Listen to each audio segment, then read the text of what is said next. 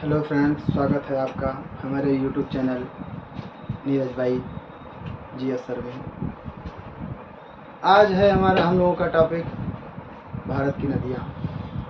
और भारत की नदियाँ दो प्रकार की, मतलब दो प्रकार से विभाजित किया गया है। एक है हिमालयन नदी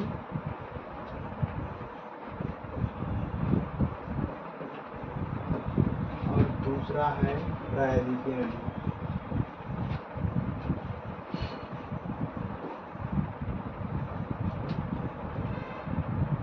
जो हिमालयन नदी है वो हिमालय से निकलती है।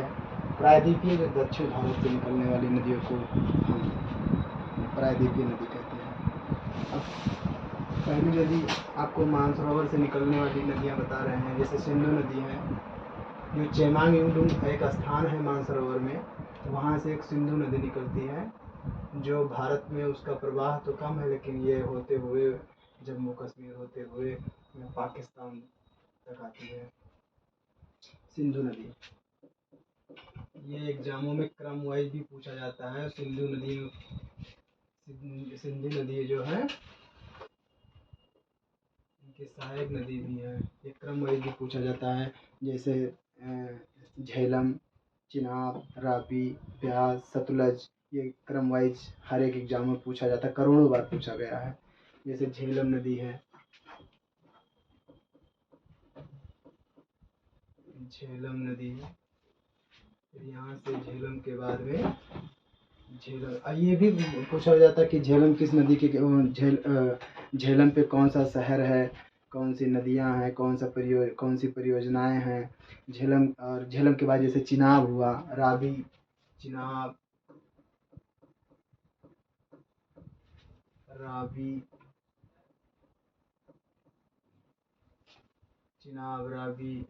ब्यास के बाद में सतलज।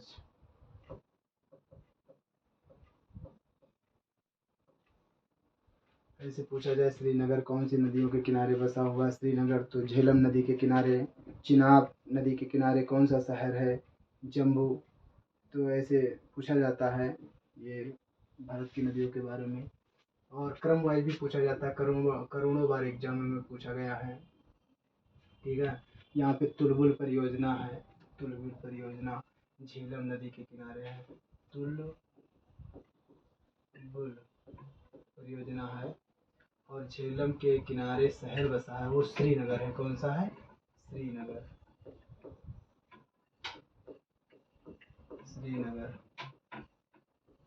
यहाँ पे 1960 में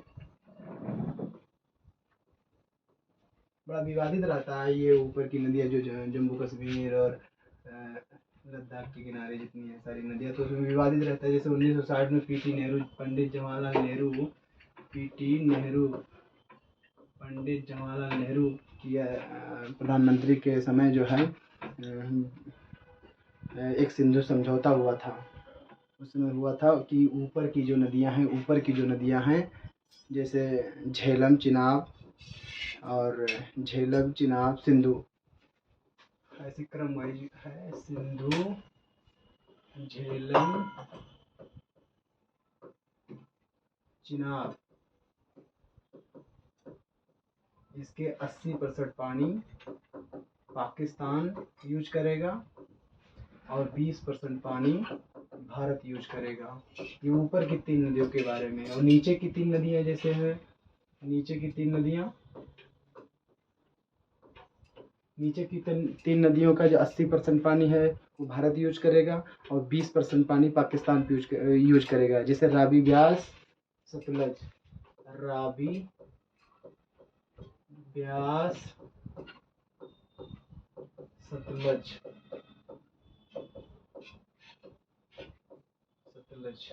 ये 3 नदियों का 80% पानी इसका भारत यूज करेगा और 20% पानी पाकिस्तान यूज करेगा। इसके बाद में खास तौर पे एक नदी और है, ये तो जो सिंधु नदी है, सिंधु नदी है तो इसकी लंबाई जो है 2880, लेकिन भारत में इसका प्रवाह कम है। इसका भारत में प्रवाह कम है। अब आता है गंगा नदी के बारे में, फिर बता दे रहा हूँ। विशेषकर एग्जामों में पूछा जाता है। जैसे गंगा नदी यहाँ से निकलती है, गंगोत्री है, गंगोत्री, गंगमुख, गंगोत्री। यहाँ पे एक स्थान है गौमुख, उत्तराखंड के पास में। वहाँ पे गंगा नदी निकलती है। वहाँ से निकलते हुए सीधे निकलते हुए बंगाल की खाड़ी में गिर जाती है। तो ये गंगा नदी ऐसे नाम इसका नहीं पड़ा है, क्योंकि ये अलकनंदा और भागीरथी जब दोनों नदियाँ यहाँ पे मिलती हैं गौमुख गंगोत्री के पास में, अलकनंदा प्लस भागीरथी, जब दो नदियाँ मिल करके आगे बढ़ती हैं तो इनका नाम गंगा पड़ता है।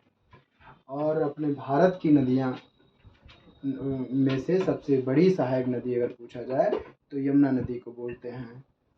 यमुना नदी भी यहीं से निकली हुई होती है, यमुना। और यमुना जो है जाके प्रयागराज में जो है गंगा से मिल जाती है, प्रयागराज में गंगा से मिल जाती है। यमुना नदी के सहायक नदी हैं विशेष करके, जैसे चंबल, बेतवा, केन, चंबल, बेतवा, केन। गंगा नदी के बारे में, गंगा की लंबाई जो है 2550 किलोमीटर है। पूरे भारत में सबसे लंबी नदी है जो, और प्रवाह क्षेत्र भी इसका अपने भारत में ज़्यादा है गंगा नदी का। गंगा नदी, और इधर से मानसरोवर में एक नदी और निकलती है, चेमांगयुंगडू स्थान है, चेमांगयुंगडू एक स्थान है, चेमांगयुंगडू। वहाँ से निकलती हुई ये नदी, जिसे तिब्बत में सांपो के नाम से जाना जाता है, शांगपो नाम से, क्या नाम जाता है, सांगपो नाम से जाना जाता है। निकलती हुई अरुणाचल प्रदेश में जैसे पहुँचती, इसका नाम दिहांग हो जाता है। फिर अरुणाचल प्रदेश से होते हुए असम में जब आती है तो इसका नाम ब्रह्मपुत्र हो जाता है। फिर यहाँ से चलती हुई जैसे बंगाल की खाड़ी में गिरती, मतलब बांग्लादेश में जैसे पहुँचती है, वहाँ इसका नाम यमुना हो जाता है। और गंगा जैसे बांग्लादेश में पहुँचती है, इसका नाम पद्मा हो जाता है। और फिर गंगा, यहाँ जमुना और पद्मा दोनों जब आपस में मिल जाती हैं तो हो जाता है इनका नाम मेघना। मेघना हो जाता है। और यहीं पे बंगाल की खाड़ी में गिर जाती हैं, और यहाँ पे दुनिया का सबसे बड़ा डेल्टा बनता है, दुनिया का सबसे बड़ा डेल्टा बनाता है, जिसे हम कहते हैं सुंदरबन का डेल्टा। अभी डेल्टा आपको पता होना चाहिए कि डेल्टा कैसे बनता है। जब नदी अपने प्रवाह क्षेत्र से मिट्टी के गाद लेकर के जब पहुँचती हैं तो वहाँ ढेर सारा जैसे इकट्ठा हो जाता है, एकत्रित हो जाता है, उसे सुंदर वन का डेल्टा कहते हैं। यहाँ पे मैंग्रोव वन भी पाए जाते हैं, और यहाँ पे सुंदरबन का डेल्टा दुनिया का सबसे बड़ा डेल्टा। एक बात और है, यहाँ पे जब ब्रह्मपुत्र यहाँ अपने इंडिया में जब प्रवेश करता है तो एक आसाम के पास में बहुत चौड़ी हो जाती है, जिसमें इस तरीके से बनता है, यहाँ पे कुछ इस तरीके से आकार बनता है, यहाँ पे बीच में छूट जाता है, तो इसे दुनिया का सबसे बड़ा नदी द्वीप बोलते हैं, जिसका नाम है माजुली द्वीप। दुनिया का सबसे बड़ा द्वीप माजुली द्वीप है। और ये ब्रह्मपुत्र नदी अपने वैसे तो इसकी लंबाई है 3200 किलोमीटर, लेकिन भारत में इसका प्रवेश मात्र 915 किलोमीटर है। कितना है? 915 किलोमीटर। 915 किलोमीटर। 915 किलोमीटर। लेकिन अगर पूछा जाए कि भारत की सबसे लंबी नदी, तो गंगा को बोला जाएगा। लेकिन भारत की सबसे चौड़ी नदी अगर बोला जाए या पूछा जाए तो ब्रह्मपुत्र को हम बोलेंगे। यहाँ पे माजुली द्वीप है, ये याद रखिएगा। माजुली द्वीप दुनिया का सबसे बड़ा द्वीप है, नदी द्वीप है। तो ये आपको हमने कहा बताया। और अगर पूछा जाए कि यहीं पे आसाम में क्या नाम है, उमानम नाम की एक नदी द्वीप होगी जो दुनिया की सबसे छोटी द्वीप है। उमानम नदी द्वीप, ठीक है, दुनिया की सबसे छोटी नदी द्वीप, ये भी याद कर लीजिएगा। फिर इसके बाद में आते हैं हम आपको अरावली पहाड़ी है जो विश्व की प्राचीन श्रृंखलाओं में जानी जाती है।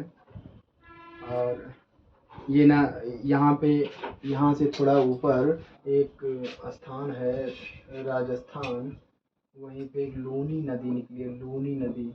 इसकी खास बात यह है कि ना ये तो किसी महासागरों में गई है, ना किसी नदी में। ये सीधे जा करके कच्छ की खाड़ी, गुजरात में होते हुए कच्छ की खाड़ी में अपने आप में समाप्त हो जाती है लूनी नदी। यह करोड़ों बार एग्जामों में पूछा गया है। और फिर इसके बाद में अरावली पहाड़ी है, यहाँ पे अरावली। इसी के नीचे होते हुए एक नदी है जिसका नाम है नर्मदा नदी। ये छत्तीसगढ़ में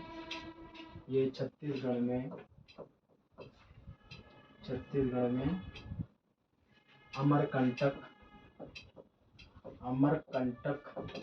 स्थान से निकलती हुई ये अरब सागर में गिर जाती है। यहाँ से एक नदी और निकलती है जिसका क्या नाम है, महानदी, जो उड़ीसा होते हुए बंगाल की खाड़ी में गिर जाती है। यहीं से अमरकंटक के स्थान से एक नदी दक्षिण की ओर गंगा में जाके मिल जाती है जिसका नाम है सोन नदी। पूछा जाता है कि वो कौन सा स्थान है जहाँ पे 3 दिशाओं में 3 नदियाँ निकलती हैं, जिसका नाम आप लोगों को अच्छे से पता हो गया है, नर्मदा, सोन, महानदी।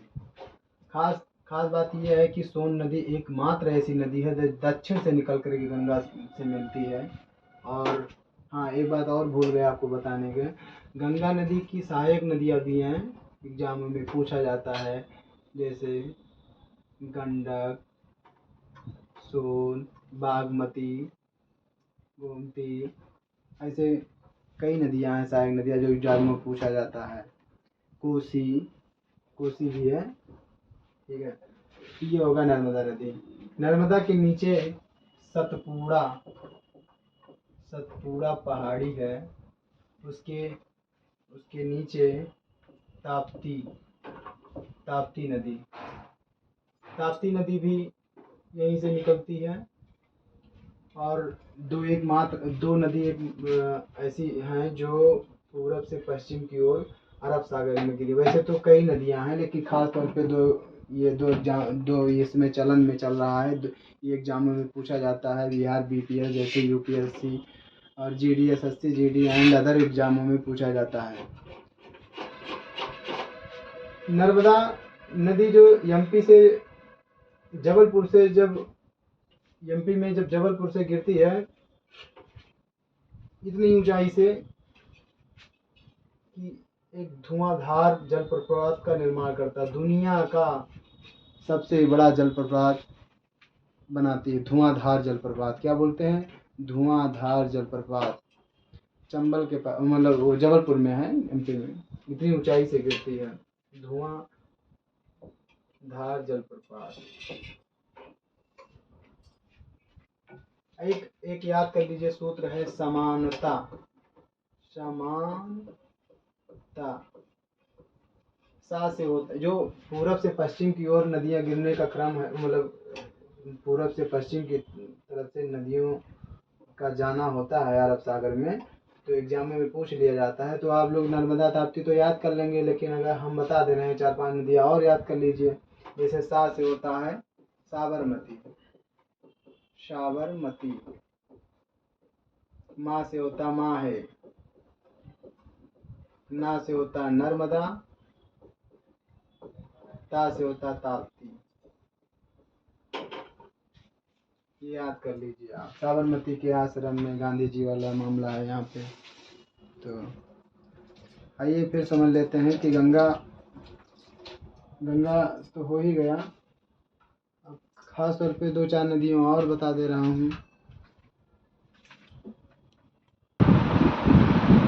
हाँ, तो कुछ नदियाँ और रह गई थी, जैसे कृष्णा नदी है, कृष्णा नदी। गोदावरी महाराष्ट्र के नासिक एक स्थान है, वहाँ से निकली है गोदावरी और जाके बंगाल की खाड़ी में गिर गई है। जैसे कि उत्तर भारत में गंगा सबसे बड़ी नदी है, वैसे दक्षिण भारत में गोदावरी सबसे महत्वपूर्ण नदी है, जिसे बूढ़ी गंगा के नाम से भी जाना जाता है। गोदावरी को बूढ़ी गंगा नदी, यही नासिक स्थान है, ये होते हुए बंगाल की खाड़ी में गिर जाती है। उसके बाद में कृष्णा नदी है, जो आंध्र प्रदेश से होते हुए बंगाल की खाड़ी में गिर जाती है।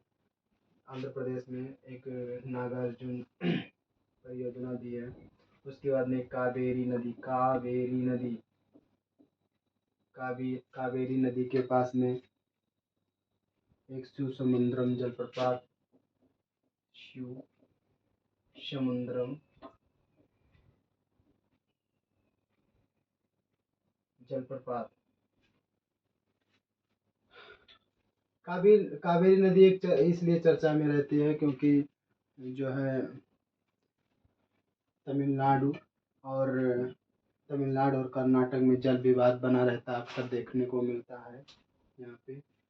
और कुछ इसमें सतलज नदी के बारे में जान लीजिए थोड़ा। तो सतलज नदी से एक नहर निकली है जिसका नाम है इंदिरा गांधी नहर, जो सबसे ज़्यादा उपयोग राजस्थान को जाता है। सतलज नदी की एक सहायक नदी है ब्यास। अगर पूछा जाता है तो ऐसे सतलज नदी लगा दो, लेकिन सहायक नदी अगर पूछ लिया जाए तो ब्यास।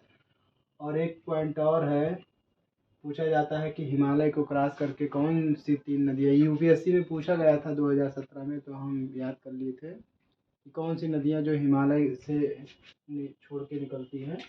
तो सतलज